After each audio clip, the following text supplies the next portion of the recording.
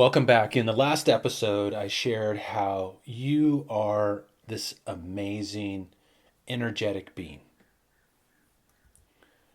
You actually interact with frequencies. Every day, you are broadcasting information, vibrational information, out into the field that surrounds us. And then you're also receiving information that basically conducts how it is that you function and show up here in your day-to-day life and experience. When this field of energy that makes up all of who and what you are is in harmony, you flourish and you thrive. You unlock your potential. You open up to higher levels of insight, intuition, creativity, and expression. You have more vibrant health. You actually function at the level in which you were really designed to function. When that field of energy is in disharmony, that's when you struggle. You struggle with attention deficit disorders. You struggle with your health, your vitality, how it is that you show up and play the game of life, how it is that you show up and live your experience day to day. As I shared in the last video, there's a great quote that I came across that really kind of explained. And it says, people think we need to seek enlightenment. But no, we are enlightened. That is our natural state. The unnatural state is what we have been put into. We don't have to seek enlightenment. We have to remove the vibrational barriers and the limiting belief systems that have held us in a state of unenlightenment. It's not about seeking it. It's about removing what is stopping us from being what we already are. You see, you already are the masterpiece. You already are enlightened. You already are divine. And the reason why I showed this picture is because Michelangelo put it in the most eloquent way possible. He said, I didn't carve David. I just removed the pieces that were hiding the masterpiece within the block of marble. You already are the masterpiece. And now, today, the time has come for all of us to live from that space, to get in touch with that particular aspect of who and what we are, our true, unlimited, masterful selves. I want to go back to part of the quote in there about we must rise above the vibrational barriers and the limiting belief systems that have held us in a state of unenlightenment. As I mentioned earlier, 15 years ago, my life completely got changed when my very first CD ended up getting in the hands of a top consultant from NASA who discovered frequencies in my music that actually eliminated the negative effects of vibrational barriers, the limiting effects of energy disruptors, and actually has the ability to restore harmony to that field of energy and to eliminate the negative effects of vibrational barriers. So what are vibrational barriers? What are the very things that put us out of tune and disconnect us? Every day you are being exposed to up to over 80,000 man-made chemicals in your air, your food, and your water. We are already discovering and learning that these chemicals put us into a state of disharmony, compromise our health and vitality, compromise how it is that we show up and express ourselves in our lives. And just in case that's not enough, hey, let's throw in smart meters, let's throw in cell phone signals, let's throw in Wi-Fi, let's throw in 5G. Let's throw in EMFs from our electrical devices. These vibrational barriers are putting us into a state of disharmony. And when you're in a state of disharmony, you suffer from stress, fatigue, health challenges, lower levels of awareness, and there's a tremendous amount of information that's coming out, and I invite you to go out and search and study this for yourself. That how RF frequencies, all the stuff that emits from our technology, actually compromises our immune system. There's all kinds of headlines and different research pieces that are showing up about the risk to health and well-being from radio frequency radiation emitted by your cell phone and other wireless devices. And now take a look at it. We are literally bombarding ourselves every day with countless negative influences from not only the chemicals in our air, food, and water, but also the RF frequencies that our field of energy is being exposed to every day. And today we are undergoing a tremendous increase in disharmonious energy on the planet through the rollout of 5G. Everywhere we look, we see the headlines about 5G coming out, what it's going to provide technology-wise, what it's going to do for us in being able to access information on the internet through our smartphones and through other technologies that are emerging. So first of all, you might ask the question, what is 5G? I think we've all probably heard of it to one degree or another, but are we really familiar with what it is?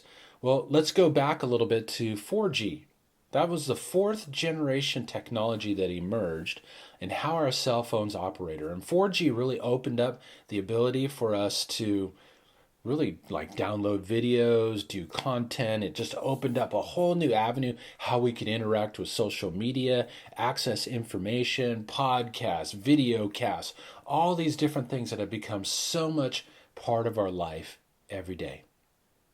And 4G actually operates at different frequency band. So it operated primarily below 6 gigahertz. Now 5G is the fifth generation, and we're in the process of unfolding this right now. It actually started in November in China, and we're in the process of unfolding this throughout the world, basically right now. And what it's going to give us is the ability to access greater content, greater information. It's opening up the door for AI to function on a whole nother level. Now, the interesting thing about 5G is that it operates in a completely different bandwidth than we have ever operated in before. It's basically operating between 30 gigahertz and 300 gigahertz, which is a very intense RF frequency. Now, part of the downside of this frequency range is that the signal doesn't go far. And that's why they're starting to put up 5G antennas and towers very close together to completely blanket areas so that we can access this information. So 5G networks can more easily understand data request types and are able to switch into a lower power mode. We're going to have ultra high resolution video calls, VR, smart home devices. I mean, this is the way that technology is emerging into it. Now, the interesting thing is as 5G is unfolded, there's been a tremendous amount of negative headlines.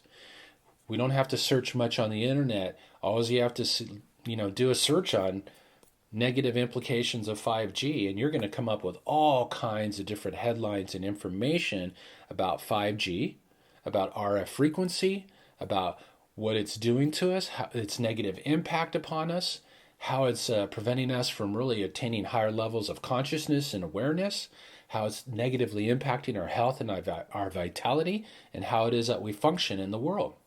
Here are some of the negative effects not only being associated with 5G, but being associated with RF frequencies is headaches, fatigue, tinnitus, insomnia, decreased ability to focus, irritability, negative impact on the heart and nervous system, compromised immune system, damage to the eyes. We've all heard about the decrease in the population of bees and the insects. It's actually RF frequencies are being classified as a second level carcinogen in many of the World Health Organizations. And as I started to go out and research, I started to see this huge correlation between increases in electrification, in other words, electrification being where we put more radio frequencies into the atmosphere upon the planet and upon health and wellness. And I came across this interesting research where this gentleman had gone and looked at all the major time periods in history where we had actually started putting RF frequency into the atmosphere, and that any time that we had started to take huge jumps and add in a huge proliferation of high frequencies, that it was also associated with pandemics, with flus, with health challenges. Interestingly enough, when was the first electrification of the atmosphere really took place? Back in 1918. Interestingly enough, that's correlated time frame wise with the Spanish flu. Now, I'm not saying this is the cause, that the Spanish flu is some output of that. However, with the amount of research that I've been seeing out there, and what I learned from the NASA scientists is that you being exposed to RF frequency puts that field of energy into a state of disharmony, which compromises your immune system. In other words, your ability to be able to maintain high, vibrant health, making you more susceptible to some of these germs and different things that we're being exposed to in our environment. It's really an amazing piece of research which really maps out how different times, with the radio coming into space in 1918, and then later in World War II with radar proliferating the world, when we started putting satellites up in the atmosphere, broadcasting RF frequency, and how they were tied to different flus and different pandemics over time. I came across this information about Rudolph Steiner on the effects of radiant electricity and electromagnetic technology. Now, interesting was that this quote was taken back in like 1918. So this is going back quite a bit of ways. I want to read what he said. He said, "In times when there were no electrical currents, when the air was not swarming with electrical influences, it was easier to be human. For this reason, in order to be human at all today, it is necessary to expend much stronger spiritual capacities than was necessary a century ago. But it does not occur to me to be reactionary and say something, well, then we must banish all of these modern achievements. That's not the objective. Modern human beings need the access to the spirit that spiritual science provides, so that through this strong experience of the spirit, they can also become stronger in the relation to the forces that accompany modern culture, the forces that harden our physical body and take it away from us." So it's just interesting that way back when this information was being made available to us, right in the very early stages of the electrification of the planet. So from my experience in getting connected to the consultants from NASA and my experience over the last 15 years and being involved with this work, it is absolutely necessary for us to restore harmony to this field of energy, to our energy. Your energy vibrating at different frequencies. When that energy is in tune and in harmony, you play beautiful music. When it's out of tune, you struggle. And now's the time where we must learn how it is that we can rise above these negative influences. Because I can tell you right now, our technology is not going away right now. 5G is unfolding. Yes, we can fight, we can resist it, but that technology is coming to fruition. Just within the last couple of months, I now have 5G in my neighborhood area. Just within the last couple of months, we've seen this huge rollout. And interestingly enough, and I invite you to research and study, that when did this whole coronavirus pandemic thing start unloading and unlocking? Back in November timeframe.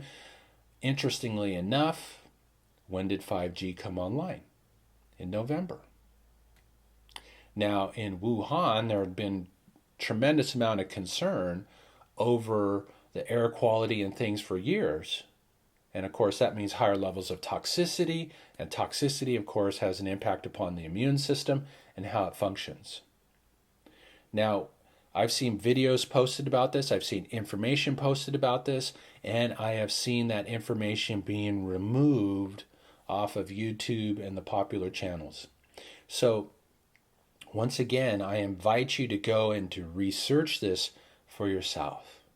We need to become empowered with our own ability to go and do research and to get an understanding of what's really happening.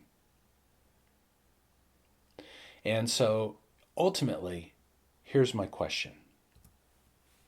What if there was a way to be in the world, but not of it?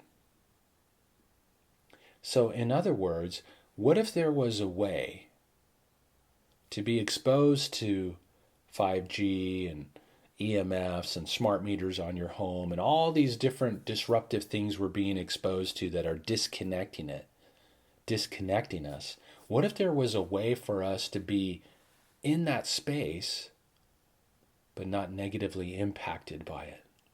In other words, have the ability to restore harmony to our energy, to open to higher levels of consciousness, to improve our health and vitality, dramatically reduce our stress levels, and ultimately open up to the next level of our evolution. And I'll end with this. Dr. Jones, who is the top consultant from NASA, who discovered the frequencies in my music,